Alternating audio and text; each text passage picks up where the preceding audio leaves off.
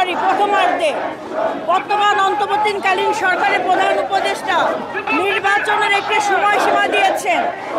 এই আন্দোলন এবং এই জুলাই গণ অভ্যুত্থানের প্রথম কারণ হচ্ছে মানুষের অধিকার পূর্ণ প্রতিষ্ঠা করা।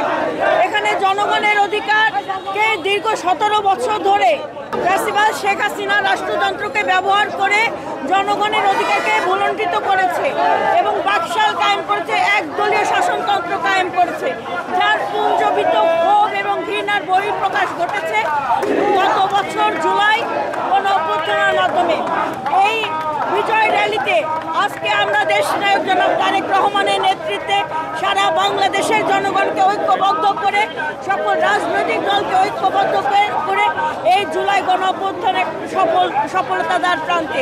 আমাদের মূল লক্ষ্য জনগণের ভোটের অধিকার নিশ্চিত করা এবং একটি অবাধ, সুষ্ঠু, নিরপেক্ষ নির্বাচন, যেখানে জনগণ তার ভোট দিয়ে তার প্রতিনিধি নির্বাচন করবে, জনগণের সরকার গঠন হবে এবং জনগণের সরকার দিয়ে আগামী দিনে বাংলাদেশকে সংস্কার করে একটি বিনির্মাণ বাংলাদেশ গঠন হবে, যেটা সকল দল, মত, ধর্ম, পেশার মানুষ, পেশার মানুষ সকলের অধিকার এবং আইনের সুশাসন প্রতিষ্ঠিত হবে।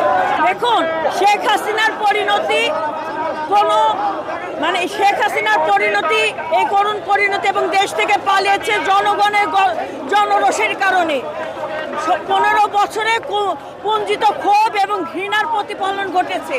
আগামী দিনে কেউ যদি রাষ্ট্র ক্ষমতাকে ব্যবহার করে জনগণের গণতন্ত্রে আঘাত আনতে চায়, সেই ষড়যন্ত্র মোকাবেলা করার জন্য বাংলাদেশের জনগণ প্রস্তুত আছে।